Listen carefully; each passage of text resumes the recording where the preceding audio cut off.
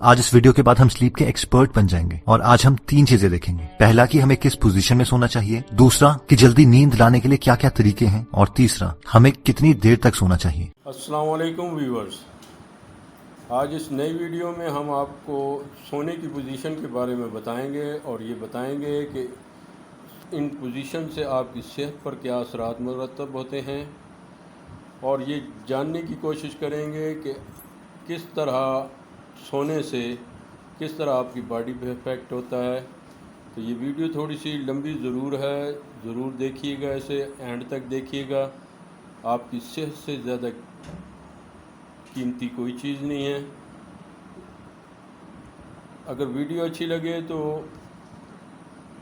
Subscribe ज़रूर कीजिएगा, like कीजिएगा, बेल के बटन को दबा दीजिए ताकि मेरी आने वाली तमाम वीडियो आप तक बर वक्त पहुँचती रहें। चलते हैं वीडियो की तरफ।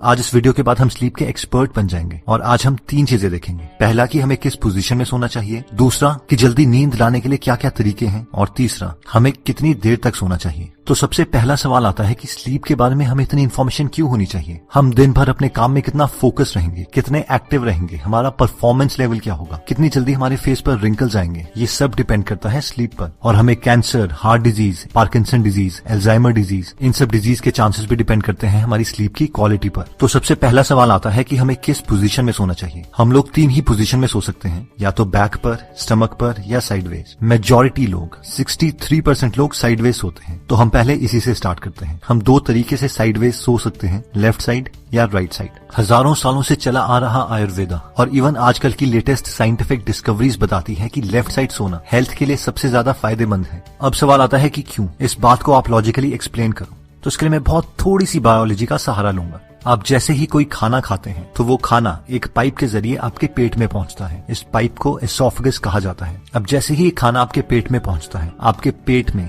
गैस्ट्रिक फ्लूइड्स रिलीज होते हैं, यानी एक एसिड रिलीज होती है जिसे उस खाने को डाइजेस्ट किया जाता है और नेक्स्ट सेक्शंस में पहुंचाया जाता है। अब ये एसिड वापस उस पाइप में एसोफेगस में ना आ जाए, इसके लिए एसोफेगस के एंड में एक वॉल्व लगा है जिसका काम है कि जैसे ही खाना पेट में पहुंचता है वो ऑटोमेटिकली बंद हो जाएगा। अब एज के कारण या और रीजन से ये वॉल्व ढीला पड़ जाता है, जिसकी वजह से पेट की एसिड्स एसोफेगस तक पहुंचने लगती है। अब क्योंकि हमारी बॉडी के अंदर हमारी स्टमक एक बीन की शेप में लेफ्ट हैंड साइड में है, इसलिए जब भी आप लेफ्ट हैंड साइड में सोते हो तो ग्रेविटी के जरिए हमारी सारी पेट की एसिड और खाना बॉटम में रहता है, जिसकी वजह से खाने को डाइजेस्ट करना बहुत आसान हो जाता है और आपके पेट की एसिड एसोफेगस तक नहीं पहुंचती। लेकिन अगर अब आप इमेजिन करो कि आप राइट हैंड साइड में सोए हो तो आपने इस प्रोसेस को कम्प्लीटली ऑपोजिट कर दिया है और इसकी वजह से अब आपके पेट की एसिड आपके एसोफेगस तक पहुंचेगी, जिसकी वजह से आपकी छाती जलने लगेगी और टेक्निकल टर्म्स में इसे हार्टबर्न और रिफ्लक्स भी कहा जाता है, जिससे हाइटल हर्निया और गर्ड की बीमारी हो सकती है।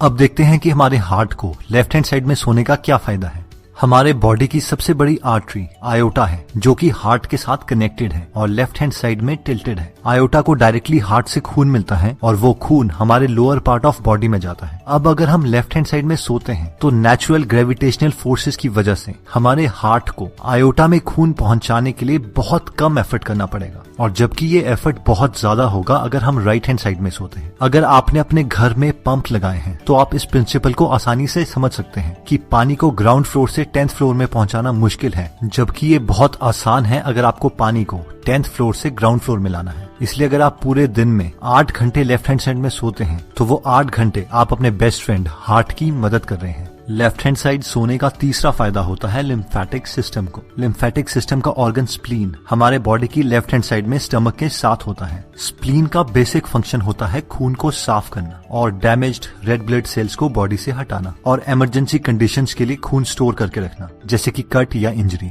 अब क्योंकि स्प्लीन को खून साफ करना है और लिम्फेटिक सिस्टम में कोई हार्ट की तरह पंप नहीं है, इसलिए खून मसल की कॉन्ट्रैक्शन से धीरे धीरे स्प्लीन तक पहुंचता है। और अगर आप लेफ्ट साइड सोते हैं और क्योंकि स्प्लीन भी लेफ्ट साइड है तो नेचुरल ड्रेनेज की वजह से खून स्प्लीन तक पहुंच सकता है और आप अपने स्प्लीन की भी मदद कर सकते हैं। हमें बीमारियां तब लगती है जब हमारी बॉडी वेस्ट प्रोडक्ट्स को हमारे खून से हमारी बॉडी से नहीं निकाल पाती, और लिम्फेटिक सिस्टम का यही काम है कि वो हमारे ब्लड से वेस्ट प्रोडक्ट्स को बाहर निकाले। इसीलिए आयुर्वेदा में सबसे पहले लिम्फेटिक सिस्टम को ही ट्रीट किया जाता है। इसीलिए अगर हम लेफ्ट साइड में सोते हैं तो हम हर रोज अपने हार्ट की, अपने लिम्फेटिक सिस्टम की और अपने डाइजेस्टिव सिस्टम की हेल्प कर सकते हैं। और अगर हम राइट साइड में सोते हैं तो हमारे बॉडी के ऑर्गन्स को ये हेल्प नहीं मिल पाती। नेक्स्ट स्लीपिंग पोजीशन आती है जब हम अपनी बैक पे सोते हैं। इस पोजीशन में सोने से हमारे बॉडी के ऑर्गन्स को ना कोई एक्स्ट्रा काम करना पड़ता है, ना ही उसे कोई एक्स्ट्रा एडवांटेज मिलती है, लेकिन हमारी स्पाइन नेचुरल अलाइनमेंट में रहती है, जिसकी वजह से हमें कोई भी बैक पेन, नेक पेन या फिर शोल्डर पेन नहीं होती। जो लोग इस पोजीशन में सोते हैं उन लोगों को फ्यूचर में बहुत कम डिस्क प्रॉब्लम आती है। अगर आपको स्नोरिंग की, खराटों की प्रॉब्लम है तो इस पोजीशन में खराटे बढ़ जाते हैं। और एपनिया यानी सोते सोते सांसें रुक जाना, वो भी इंक्रीज हो सकता है। लास्ट स्लीपिंग पोजीशन आती है जो लोग अपने पेट के बल, अपने स्टमक के बल सोते हैं। ये सबसे वर्स्ट स्लीपिंग पोजीशन है और अनफॉर्चुनेटली मैं भी ऐसी सोता हूँ। इस पोजीशन में आपकी स्पाइन अलाइन नहीं होती, गर्दन घूमी होती है, इसलिए नेक और लोअर बैक पे बहुत प्रेशर पड़ता है, जिससे फ्यूचर में डिस्क की प्रॉब्लम्स आ सकती हैं। डाइजेस्टिव सिस्टम को, सर्कुलेटरी सिस्टम को ज्यादा काम करना पड़ता है, जिसकी वजह से रात को हमारी बॉडी 25% एक्स्ट्रा एनर्जी कंज्यूम करती है। इस पोजीशन का सिर्फ एक ही फायदा है कि जिन लोगों को खराटे आते हैं उन्हें खराटे थोड़े कम आएंगे। बाकी जो लोग मेरी तरह इस पोजीशन में सोते हैं वो एकदम तो इस पोजीशन को चेंज नहीं कर सकते, लेकिन धीरे धीरे हमें इस पोजीशन से लेफ्ट साइड में सोने की ज्यादा प्रैक्टिस करनी पड़ेगी। स्लीप पोजीशन से भी इंपॉर्टेंट चीज आती है कि हम कितनी गहरी नींद ले सकते हैं, जिससे ये डिसाइड होता है कि क्या हम अपनी लाइफ बिना बीमारियों के जी पाएंगे या नहीं।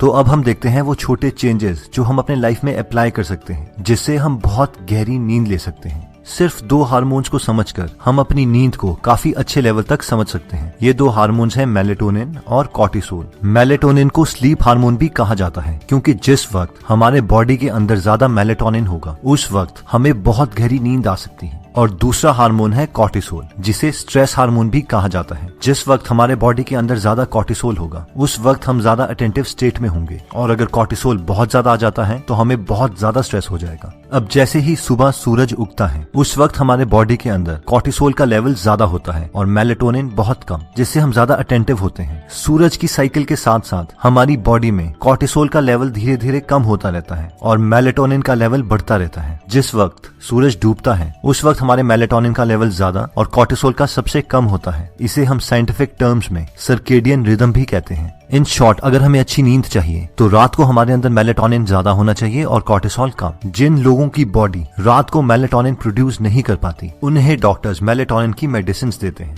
हमारा गोल हमारी बॉडी में मेलेटोनिन नेचुरल तरीकों से लाने का है, ना कि दवाइयां खाकर, जिसके ऑब्वियसली बहुत सारे साइड इफेक्ट्स भी हैं। अगर हमें अपनी बॉडी में मेलेटोनिन नेचुरल तरीके से पैदा करना है तो हमें अपने बॉडी को 2 कंडीशंस प्रोवाइड करनी पड़ेगी। पहला है डार्कनेस, यानी कमरे में पूरे तरीके से अंधेरा, और दूसरा है consistent sleep and wake cycle, यानी हर रोज ऑलमोस्ट सेम टाइम पर सोना और सेम टाइम पर उठना। कमरे में अंधेरा होना हमारी गहरी नींद के लिए इतना ज्यादा इंपॉर्टेंट है कि कॉर्नेल यूनिवर्सिटी के रिसर्चर्स ने एक एक्सपेरिमेंट किया, जिसमें उन्होंने एक आदमी को एक पूरे अंधेरे रूम में सुलाया, उसके साथ सेंसर्स अटैच किए और फाइबर ऑप्टिक केबल से एक 50 पैसे के सिक्के के बराबर थोड़ी सी लाइट उसके घुटने के पीछे कंसिस्टेंटली फ्लैश करी, और सिर्फ इतनी सी लाइट से उसकी पूरी स्लीप साइकिल डिस्टर्ब हो गई। और जो लोग रात को पूरे अंधेरे में सोने से डरते हैं वो रेड लाइट का नाइट बल्ब यूज कर सकते हैं। नेक्स्ट आता है ब्लू लाइट। हार्वर्ड के रिसर्चर्स ये कंफर्म कर चुके हैं कि ब्लू लाइट हमारा कॉर्टिसोल लेवल इंक्रीज करती है और मेलेटोनिन सप्रेस करती है, यानी डिक्रीज करती है। और अनफॉर्चुनेटली हमारे सारे गैजेट्स, हमारा सेलफोन, हमारे लैपटॉप, हमारा टेलीविजन, ये सारे ब्लू लाइट एमिट करते हैं। और रात के वक्त हर 1 घंटा जो हम इन डिवाइसेस के साथ गुजारते हैं उससे हमारी 30 मिनट की डीप स्लीप कम हो जाती है और फिर बीमारियां लगने लगती हैं। अब ऑब्वियसली हम इन फोन से इतना एडिक्टेड हो चुके हैं कि हम इन्हें नहीं छोड़ सकते, इसीलिए मैक्सिमम फोन्स में ब्लू लाइट फिल्टर का एक फीचर प्रोवाइड किया होता है, जिससे हमारी स्क्रीन पेल येलो कलर की हो जाती है। इस फीचर को यूज करके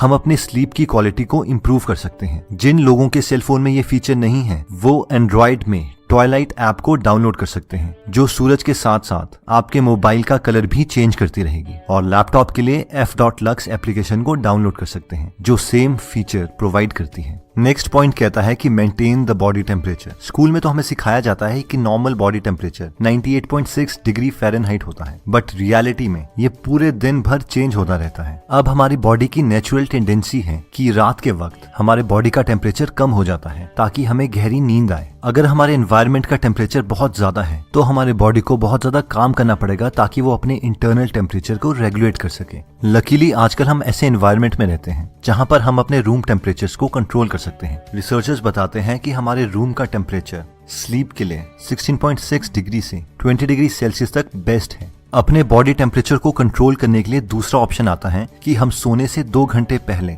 गर्म पानी से नहा लें। अब ये सुनने में तो काउंटर इंट्यूटिव लगता है कि नहाने से तो हमारा बॉडी टेम्परेचर इंक्रीज हो जाएगा, लेकिन नहाने के बाद जैसे ही हमारे बॉडी का टेम्परेचर इंक्रीज होगा वो ऑटोमेटिकली हीट रिलीज करता रहेगा ताकि बॉडी का टेम्परेचर और एनवायरनमेंट का टेम्परेचर बराबर आ जाए, और फाइनली वो थोड़ी एक्स्ट्रा हीट रिलीज कर देगा जिससे बॉडी का टेम्परेचर एनवायरनमेंट के टेम्परेचर से थोड़ा कम रहेगा और हमें गहरी नींद आएगी। नेक्स्ट पॉइंट आता है कि हर रोज हमें कितने आवर्स तक सोना चाहिए। तो नेशनल स्लीप फाउंडेशन के 18 एक्सपर्ट्स ने मिलकर एल्सवेयर के स्लीप हेल्थ जर्नल में हमें ये रिकमेंडेशंस दी हैं। 0 से 3 मंथ्स के न्यूबॉर्न्स को 14 से 17 आवर्स तक सोना चाहिए। 4 से 11 मंथ्स के इन्फेंट्स को 12 से 15 आवर्स सोना चाहिए। 1 से 2 इयर्स के टॉडलर्स को 11 से 14 आवर्स सोना चाहिए। 3 से 5 इयर्स के प्री स्कूलर्स को 10 से 13 आवर्स सोना चाहिए। 6 से 13 इयर्स के स्कूल एज्ड चिल्ड्रन को 9 से 11 आवर्स सोना चाहिए। 14 से 17 इयर्स के टीनेजर्स को 8 से 10 आवर्स सोना चाहिए, और 18 से 64 इयर्स के यंग एडल्ट्स और एडल्ट्स को 7 to 9 आवर्स सोना चाहिए, और 65 ईयर्स से बड़े ओल्डर एडल्ट्स को 7 to 8 आवर्स होना चाहिए। तो दोस्तों इस वीडियो में हमने 3 चीजें देखी। सबसे पहली थी स्लीप पोजीशन। अगर हम लेफ्ट साइड में सोते हैं तो वो हमारे बॉडी प्रोसेसेस को हेल्प करता है, जैसे कि हार्ट को हेल्प मिलती है, स्टमक को मिलती है और स्प्लीन को मिलती है। सेकंड हमने देखा था कि हमारी स्लीप की क्वालिटी को इम्प्रूव करने के लिए हमें अपने बॉडी में नेचुरल मेलेटोनिन प्रोडक्शन इंक्रीज करनी पड़ेगी, और वो हो सकती है जब हम पूरे अंधेरे में सोते हैं, सोने से पहले ब्लू लाइट को अवॉइड करते हैं, या फिर स्लीप से 2 घंटे पहले गर्म पानी से नहा लेते हैं। और फाइनली हमने देखा था कि हमें हमारी एज के अकॉर्डिंग कितनी देर तक सोना चाहिए।